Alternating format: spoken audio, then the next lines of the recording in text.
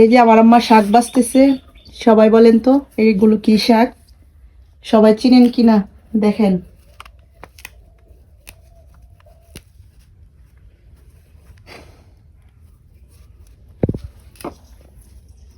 এগুলো হচ্ছে বত্তা শাক,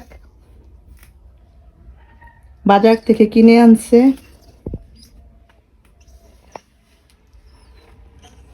এখন না মানুষের গরম ভাত গরম তরকারি মাহা, আর আগে এমন দিন আসলে এই ভর্তা শাক দেখছি বইরা পাতিলের মধ্যে, দেখছিস না পাতিলের মধ্যে শুটকি দিয়া মূলা দিয়া এক পাতিল রান্না করে রাখছে, এই ফুটি শুটকি দিয়া বসা শুটকি দিয়া। তারপরে সে লাল চালের কড়কড়া ভাত আছিল মা সকালবেলা, ওইটা এই রোদের মধ্যে কনকনা শীতের মধ্যে এই কড়কড়া ঠান্ডা ভাত আর এই ভর্তা শাকের তরকারি দিয়া এই কাঁচামরিচ দিয়া কচকচ করে খাইছে, কত মজা লাগছে। আর এখানে সব পরিবর্তন। আগে জাহি লইয়া শহর মধ্যে গেলে এক জাহি গম হাতের থেকে টাসায় শাক উড়াই নিয়ে এসছি।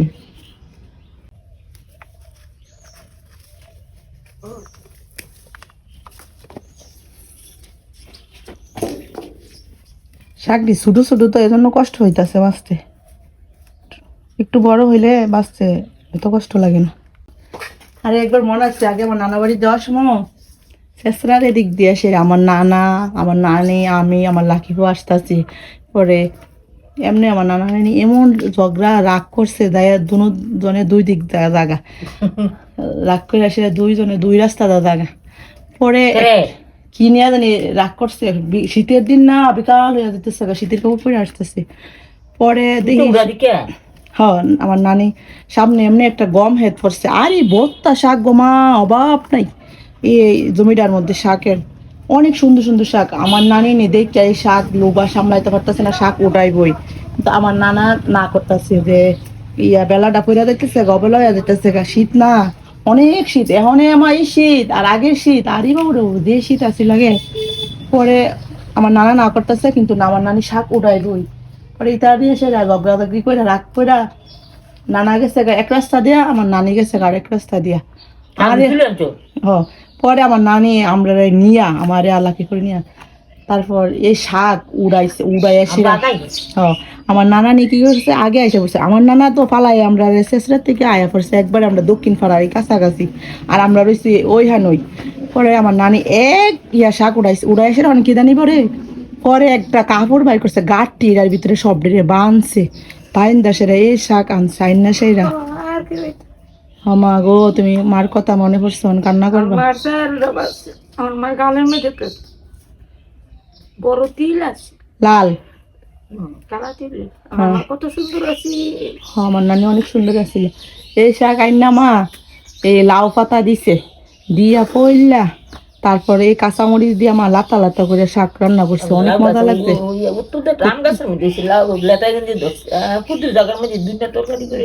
হ্যাঁ কত মজা লাগছে মা, আগের দিন কত ভাল লাগছে, কোনো রোগ বলা আছেন না, মনে শান্তি লাগছে মা, ভাল লাগছে। আর এখন তো মা পোলাও করমা হয় অশান্তি লাগে না।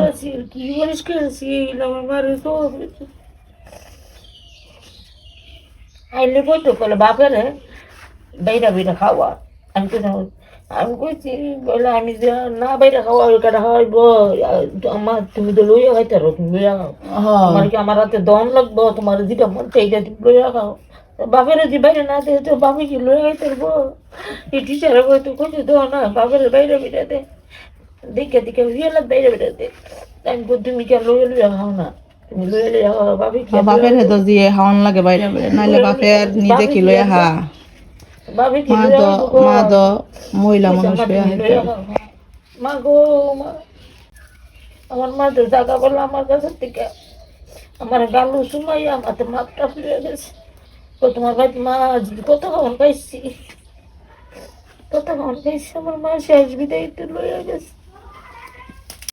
তোমার তো শাক বাচ্চা শেষ, ভর্তা শাক